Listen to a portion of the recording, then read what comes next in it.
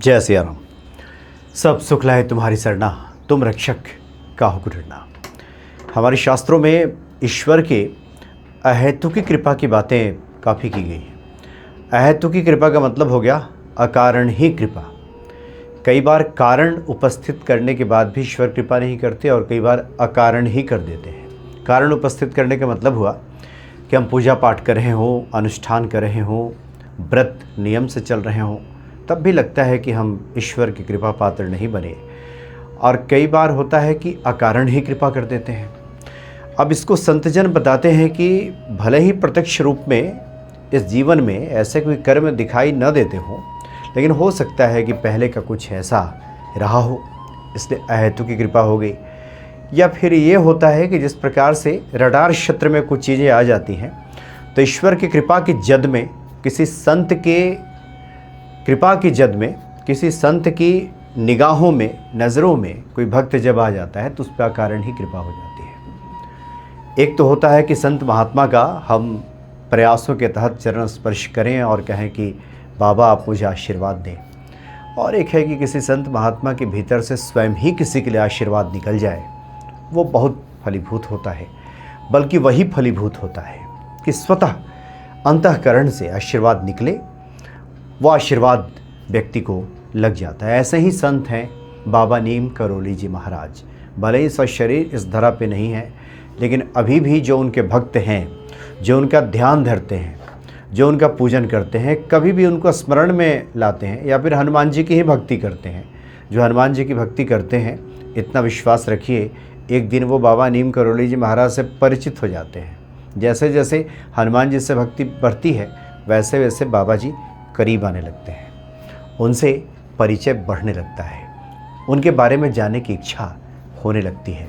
तो ऐसे ही है बाबा नीम करोली जी महाराज, जो अहेतु की कृपा करते हैं अपने भक्तों पे।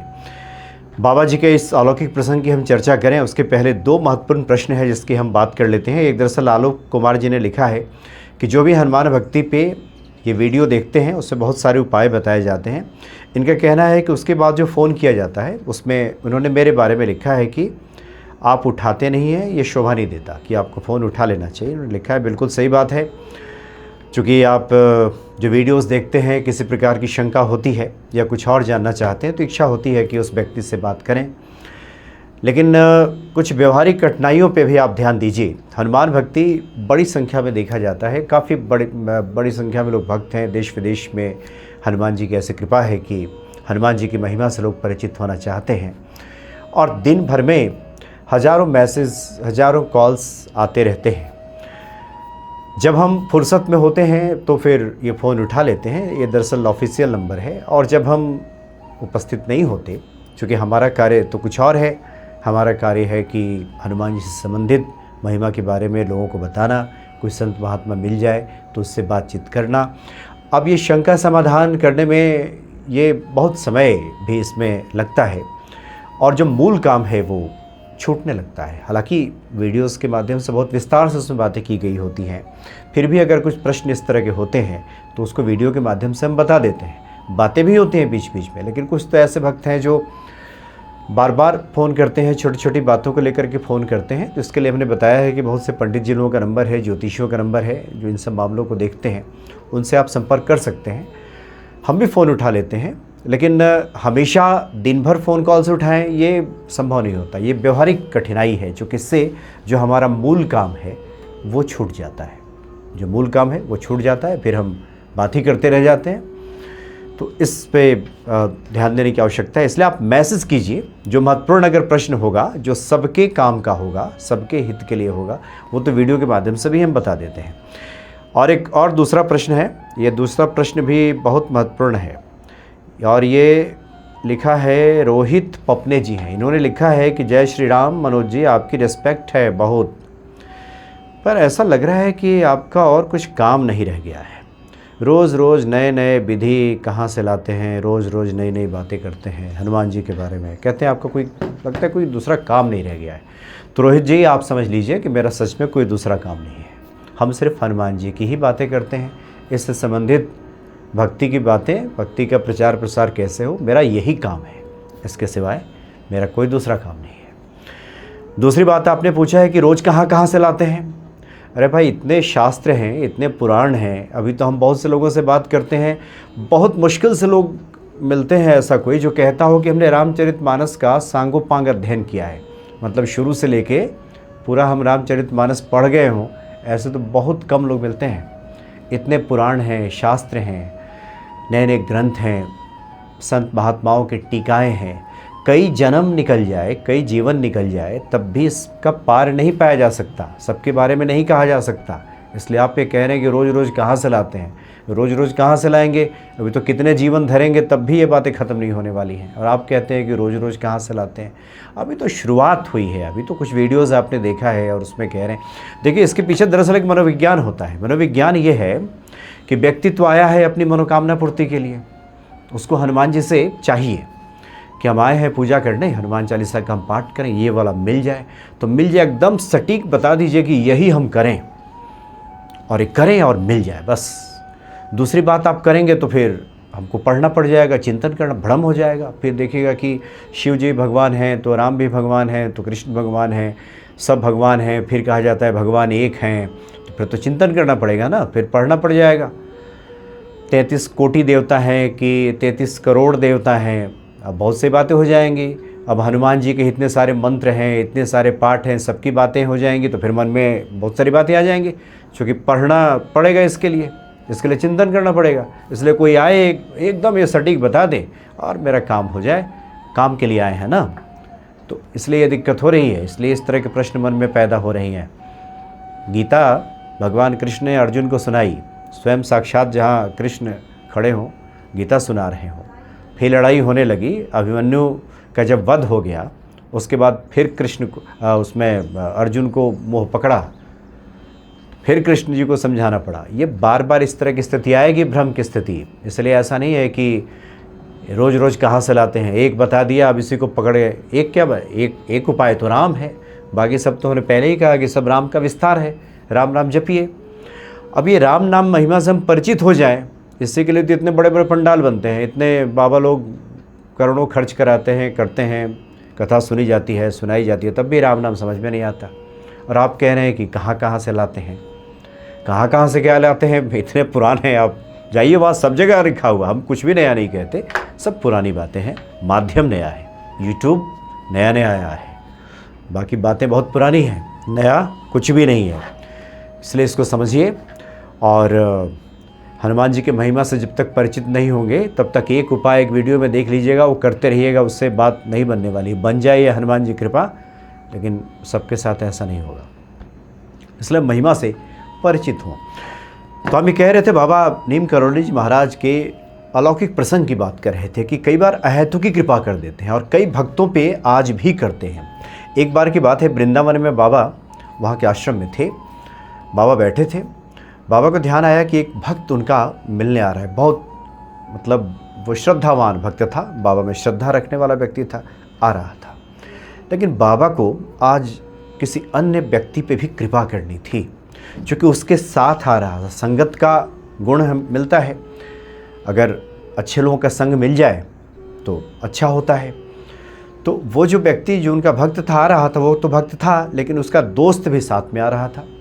वो बिल्कुल ईश्वर में आस्था नहीं रखता था, ईश्वर में उसकी कोई भक्ति नहीं, वो तो उपहास उड़ाता था। उसने सुना कि उसका दोस्त जा रहा है साथ में, एक बाबा नीम करोली जी महाराज हैं, उनसे मिलने के लिए। तो उसने सोचा कि चलो जा देखते हैं ये बाबा कैसे होते हैं। इस दृष्टिकोण से वो आ रहा था। और ये तब की बात है जिस वक्त हमारे देश में थोड़ा उस समय एक प्रभाव था कम्युनिज्म का, ये कम्युनिस्ट प्रभाव उस वक्त था। बहुत सारे पढ़े लिखे लोगों के दिमाग पे ये बातें आ जाती थी, चढ़ जाती थी वो बातें। तो उसी प्रकार का व्यक्ति था, तो आ रहा था बाबा जी को देखने के लिए, और कि देखते हैं कैसे होते हैं बाबा। ये बाबा लोग इस तरह के भोले भाले लोगों को अपने चंगुल में फंसा लेते हैं, सेवक बना लेते हैं, तमाम तरह के विचार करते हुए वो आ रहा था। बाबा के पास जब पहुँचे ये दोनों, तो बाबा वहाँ बैठे थे एक चबूतरे पे, वहाँ वृंदावन का जो आश्रम है बाबा नीम करोली जी महाराज का, वहीं बैठे हुए थे बाबा। तो जो बाबा का भक्त था उसने बाबा को प्रणाम किया और ये जो व्यक्ति आया था, देखा देखी इसने भी किया, कम से कम इसमें शिष्टाचार थी कि उसका दोस्त कर रहा है तो ये भी प्रणाम करे, उसने भी प्रणाम किया। बाबा ने उसकी तरफ अर्थपूर्ण निगाहों से देखा और कहा कि तुम जाओ, वहाँ हनुमान जी हैं, वहाँ जाओ, वहाँ बैठो, वहाँ दर्शन करो हनुमान जी का। और फिर अपने भक्त को बैठा करके बातचीत बाबा करने लगे। इधर ये जो नास्तिक व्यक्ति था, ये हनुमान जी के पास आकर के बैठ गया और बार बार बाबा की तरफ देखता था और सोचता था कि बाबा न जाने क्या मेरे दोस्त को कुछ पढ़ा रहे हैं। और मन में, जैसे कि इस तरह के लोगों के मन में इस तरह की बातें आती हैं, अनाप शनाप बातें आती हैं। सोच रहा था कि ऐसे होते हैं लोग, वैसे होते हैं, ये बाबा लोग ऐसे होते हैं। यानी भाव अच्छे नहीं थे, लेकिन चिंतन में बाबा थे। और कलयुग का एक प्रभाव है कि मानसिक पुण्य तो लग जाता है, लेकिन मानसिक पाप नहीं लगता। अगर कोई अच्छा करने की सोचे तो लग जाता है, लेकिन बुरा करने की सोचे, इसका पाप नहीं लगता, वो जब तक कि क्रिया नहीं करेगा। लेकिन मानसिक रूप से आप क्रिया नहीं भी करें और अच्छा सोचें तो उसका पुण्य मिल जाता है। मानसिक पाप नहीं लगता, मानसिक पुण्य हो जाता है। अनजाने में ही बाबा का ध्यान धर रहा था वो। ऐसे ही बाबा की तरफ देखते देखते अचानक उसने हनुमान जी की तरफ देखा।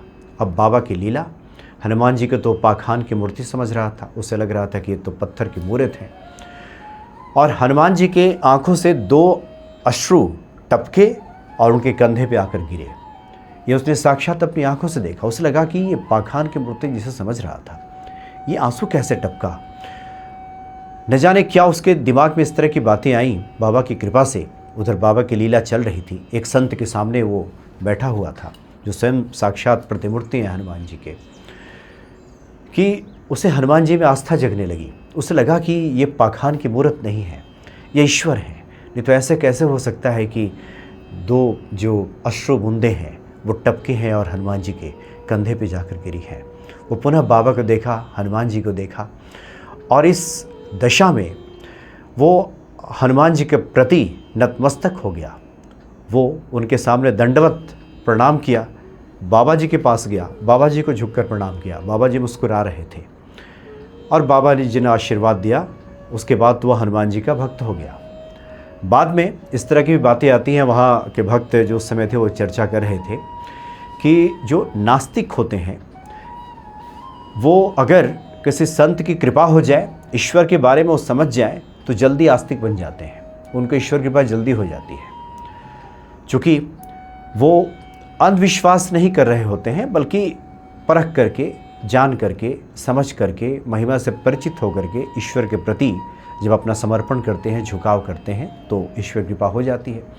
और कुछ लोग होते हैं जो बाहर से आस्तिक आस्तिक दिखाई देते हैं, लेकिन ज़्यादातर देखा देखी होता है। सब लोग प्रणाम कर रहे हैं तो हम भी प्रणाम कर रहे हैं, सब लोग कथा सुन रहे हैं तो हम भी कथा सुन रहे हैं। अब मन में, अब बाहर तो सब एक जैसा रहेगा, लेकिन भीतर क्या चल रहा है कौन देख रहा है। अब भीतर डाउट चल रहा है, संदेह चल रहा है, ऐसे कैसे होता है, वैसे कैसे होता है, ये कैसे, रोज़ नए नए उपाय कहाँ से आ जाता है, हनुमान जी करते हैं क्या।